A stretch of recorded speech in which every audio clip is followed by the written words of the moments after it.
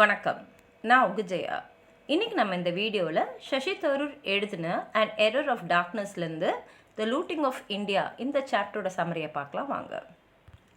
இந்த புஸ்தகத்தில் அவர் பிரிட்டிஷ் இந்தியாவை ஆண்டபோது எப்படி இந்தியாவை அவங்க நொறுக்கி அதை தவிடுபொடி ஆக்குனாங்க, அது இருந்த நிலைமையிலேருந்து எப்படி கீழே கொண்டு வந்தாங்க, எல்லாத்தையும் எப்படி அவங்க நாட்டுக்குள்ளே ஒன்று ஒன்றா அவங்க நம்மளை வேரோடு அறுத்தாங்கன்னு தான் சொல்லியிருக்காரு. இந்த புஸ்தகம் 2017 பப்ளிஷ் ஆச்சு. இந்த புக்குக்கு இன்னொரு டைட்டில் என்னென்னா Inglourious empire what the British did to India. அதாவது பிரிட்டிஷ் இந்தியாவுக்கு என்ன செஞ்சாங்க அப்படின்றது தான்.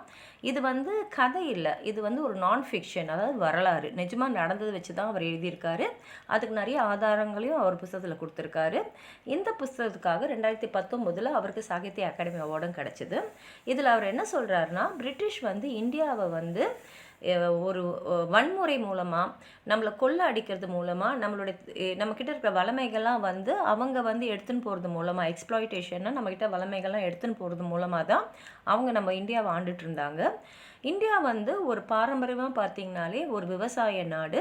அது மாத்திரம் இல்லாமல் தொழில் சாலைகளும் அப்போ நிறையா இருந்தது. அதாவது மிஷினரிஸ் இங்கே இல்லை, ஆனால் நிறையா கைத்தொழில்கள்லாம் நிறையாவே இருந்தது.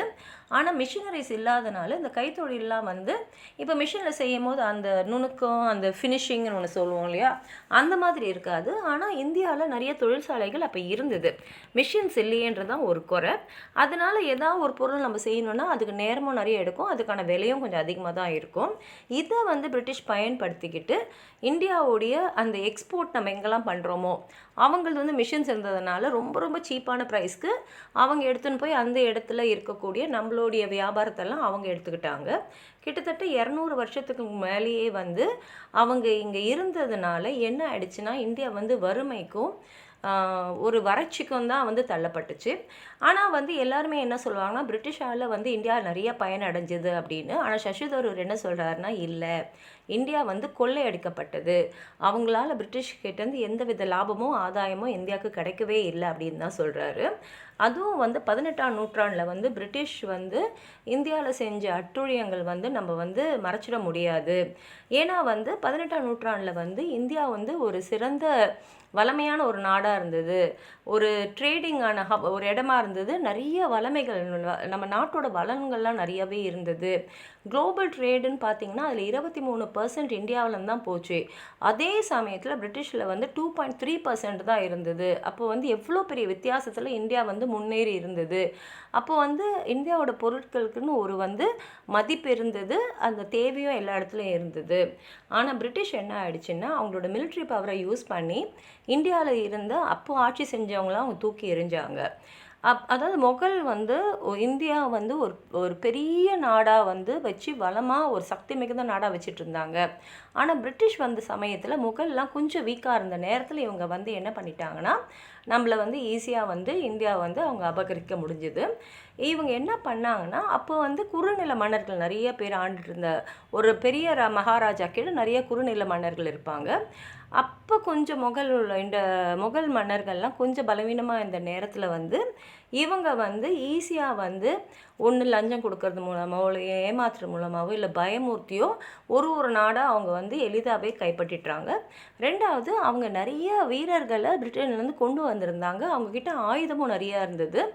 அவங்கக்கிட்ட இருந்த அப்போ இருந்த நவீன ஆயுதங்கள் எதிர இந்தியாவுடைய ஆயுதங்கள் பயன்படாமலே போயிடுச்சு.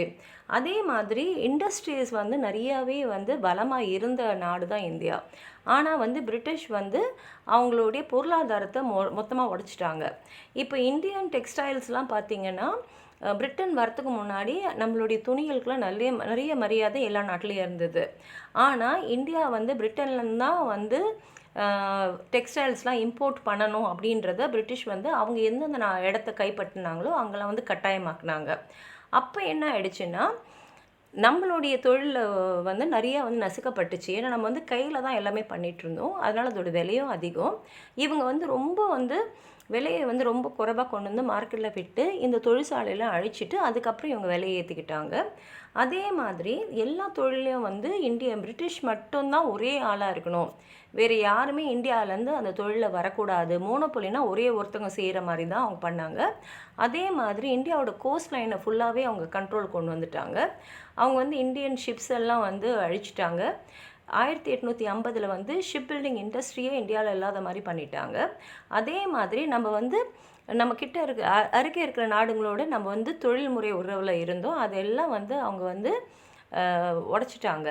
அதே சமயத்தில் இப்போ வந்து பிரிட்டிஷோடைய விலை வந்து ரொம்ப கம்மியாக இருக்கும் போது நம்மளுடைய உற்பத்தி விலை கூட நமக்கு வராத அளவுக்கு அவங்க செஞ்சதுனால இந்தியாவிலேருந்து போகக்கூடிய எந்த ஒரு பொருளாக இருக்கட்டும் இல்லை துணியாக இருக்கட்டும் எதுவாக இருந்தாலும் விலை ரொம்ப அதிகமாக இருந்ததுனால அவங்களோட இந்தியன் குட்ஸால் போட்டி போட முடியல. இது மூலமாக என்ன ஆயிடுச்சுன்னா பிரிட்டன் வந்து இந்தியாவில் இருந்த எல்லா இண்டஸ்ட்ரீஸும் அவங்க எடுத்துக்கிட்டு அவங்க இந்தியாவை டாமினேட் பண்ண ஆரம்பிச்சிட்டாங்க. இப்போ நிறைய வெஸ்டர்னர்ஸ் என்ன சொல்கிறாங்கன்னா, பிரிட்டன் வரத்துக்கு முன்னாடி வந்து இந்தியா துண்டு துண்டாக இருந்தது, பிரிட்டிஷ் தான் வந்து இந்தியாவை வந்து ஒருங்கிணைஞ்சாங்கன்னு. ஆனால் வரலாறை பார்த்தீங்கன்னா அப்படி கிடையாது. உலக நாடு எங்கும் போனீங்கனாலும் நம்ம நிறைய குறுநில மன்னர்களால் ஆளப்பட்டவங்க தான், ஆனால் எல்லாருமே நம்மளை வந்து இந்தியர்களாக தான் பார்த்தாங்க. அதனால் பிரிட்டிஷ் வரத்துக்கு முன்னாடி இந்தியா வந்து ஒரே நாடாக தான் அங்கீகரிக்கப்பட்டிருந்தது. பிரிட்டிஷ் வந்து அதை எக்ஸ்ப்ளாய்ட் தான் பண்ணாங்க அப்படின்னு சொல்லலாம். அதே மாதிரி நிறையா பேர் வந்து பிரிட்டிஷ் வந்து அவங்களோட நவீன மிஷினரிஸ்லாம் வச்சுட்டு நம்மளோட இண்டஸ்ட்ரீஸ்லாம் மாடர்னைஸ் பண்ணாங்கன்னு சொல்கிறதும் ஒரு மித்து தான். அதாவது வந்து அதை ஏற்றுக்கவே முடியாது. ஏன்னா அவங்க வந்து இந்தியன் கல்ச்சுரல் சிஸ்டத்தையே வந்து புறக்கணிச்சிட்டாங்க. இங்கே நிறைய பேர் வந்து நிலைமை இல்லாதவங்களாயிட்டாங்க. ஏன்னா அந்த மாதிரி பாலிசிஸை தான் பிரிட்டிஷ் பீப்புள் கொண்டு வந்தாங்க. இதனால் என்ன ஆயிடுச்சுன்னா விவசாயிங்களால் வந்து அவங்களோட நிலத்தில் வந்து விவசாயம் செய்ய முடியாமல் போய் அவங்க அங்கேருந்து வந்து வேறு வேலை தேடி வேறு இடத்துக்கு போய் வறுமைக்கு தள்ளப்பட்டாங்க. பத்திரிகை சுதந்திரம்னு பார்த்தீங்கன்னா பிரிட்டிஷ் என்ன சொன்னாங்கன்னா, நாங்கள் பத்திரிகை சுதந்திரத்தை ஆதரிக்கிறோன்னு. ஆனால் உண்மையிலே பார்த்தீங்கன்னா அவங்க கட்டுப்பாட்டில் தான் வச்சுருந்தாங்க. 1799 ஈஸ்ட் இந்தியா கம்பெனி நிறைய ரூல்ஸு லாஸ் எல்லாம் கொண்டு வந்து அது மூலமாக பத்திரிகை சுதந்திரத்தை முழுசாக வந்து ஒரு அடக்குமுறைக்கு கொண்டு வந்துட்டாங்க. ஏதாவது பத்திரிகையில் வந்து அவங்கள பற்றி ஒரு தரக்குறைவாவோ இல்லை அவங்க செய்கிறத வந்து ஏதாவது வெளிப்படுத்தினாங்கன்னா உடனே அவங்கள ஜெயிலில் போடுறது, இல்லைன்னா அந்த பத்திரிகையை சென்சார் பண்ணுறது அப்படின்ற மாதிரி நிறைய லாஸ் இருந்தது. லோக்கல் நியூஸ் பேப்பர்ஸ்க்குலாம் நிறைய ரெஸ்ட்ரிக்ஷன்ஸ் இருந்தது. அது மாத்திரம் இல்லாமல் அவங்களால வந்து அந்த பொருளாதாரத்துலேயும் அவங்களுக்கு பெரிய பெரிய நெருக்கடி வந்தது. அதனால் வந்து பிரிட்டிஷ் வந்து பத்திரிகை சுதந்திரத்தை முழுசாக வந்து அடக்குமுறைக்குள்ளே தான் கொண்டு வந்தாங்க. அது மாத்திரம் இல்லாமல் பிரிட்டிஷ் வந்து பத்திரிகையாளர்கள்கிட்ட ரொம்ப பயந்தாங்க. அவங்க எழுத்துக்கு இருக்கக்கூடிய சக்தி அவங்களுக்கு நல்லா தெரிஞ்சிருந்தது. அது எங்கே நம்மளுடைய ஆட்சியே வந்து ஒரு ஆட்டிடுமோ அப்படின்ற ஒரு பயம் அவங்களுக்கு இருந்ததுனால பத்திரிகைகிட்ட அவங்க ரொம்ப ரொம்ப ஸ்ட்ரிக்டாக இருந்தாங்க.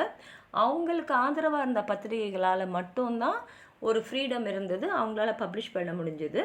பிரிட்டிஷ் வந்து நிறைய பாலிசிஸ் கொண்டு வந்த காரணத்தால் கிட்டத்தட்ட 30 மில்லியன் இந்தியன்ஸ் வந்து இறந்துட்டாங்க. அதுலேயும் வந்து பார்த்திங்கன்னா அப்போ வந்து வறட்சி இருந்தது. அந்த வறட்சியை போக்குறதுக்கான உதவியை கூட அவங்க அப்போ செய்ய வரல. அவங்க ஆண்டுட்டு இருந்தாலும் செய்ய வரல. ஏன்னா வந்து ஒரு இடத்துல நம்ம வறட்சி இருக்குது அப்படின்னு நம்ம உதவி செஞ்சோன்னா வேறு ஒரு இடத்துல வறட்சி வரும்போது நம்மக்கிட்ட இருந்து அவங்க உதவி எதிர்பார்ப்பாங்க. இது ஒரு முன் உதாரணமாக வந்துடும். அதனால் நம்ம முதலேருந்தே உதவி செய்யக்கூடாது அப்படின்றதுல ரொம்ப வந்து உறுதியாக இருந்தாங்க. அதில் பார்த்திங்கன்னா 1943 பெங்காலில் வந்த வறட்சியை பார்த்திங்கன்னா ரொம்ப கடுமையான வறட்சி. ஆனால் அந்த சமயத்தில் தான் பிரிட்டிஷ் என்ன பண்ணியிருந்தாங்கன்னா, அவங்களுக்கு போர் அப்போ நடந்துட்டு இருந்ததுனால போருக்கு வந்து இருக்கக்கூடிய வீரர்களுக்கு தேவையான சாப்பாடு கொடுக்கறதுல தான் அவங்க மும்முரமாக இருந்தாங்களே தவிர இங்கே வறட்சிக்கு வந்து அவங்க உதவி செய்கிறதாவே இல்லை. இத்தனைக்கும் பார்த்திங்கன்னா அவங்க இங்கே இருந்த அரிசி பருப்பு எல்லாத்தையுமே எடுத்துன்னு போனதுனால வறட்சியால் இந்தியர்கள் கடுமையாகவே பாதிக்கப்பட்டாங்க. அதே சமயத்தில் அமெரிக்காவும் கனடாவும் வந்து இந்த வறட்சிக்காக நாங்கள் உதவி செய்ய வரோம்னு சொல்லும் போதும் அவங்க அதை ஏற்றுக்கவே இல்லை. பிரிட்டிஷ்காரங்க வரத்துக்கு முன்னாடியே இந்தியாவில் பார்த்திங்கன்னா வரலாறு சொல்லும், நம்ம வந்து மேக்ஸு சயின்ஸ் ஆர்கிடெக்சர்லாம் வந்து ரொம்ப மேன்மையாக இருந்தோம். ஆனால் வந்து பிரிட்டிஷ் வந்து இந்தியன் எஜுகேஷனை வந்து மாடர்னைஸே பண்ணவே இல்லை. அதுக்கு பதிலாக அதை கட்டுப்படுத்தி கீழே தான் வச்சுருந்தாங்க. நம்மளுடைய ஏன்ஷியன்ட் யூனிவர்சிட்டிஸான நலந்தா, விக்ரம் சாலாலாம் வந்து அப்போ இருந்த யூரோப்பியன் இன்ஸ்டிடியூஷன்ஸோடய ரொம்ப மேன்மையாக இருந்தது. அதில் இருந்த கல்வித்தரமும் உயர்வாக தான் இருந்தது.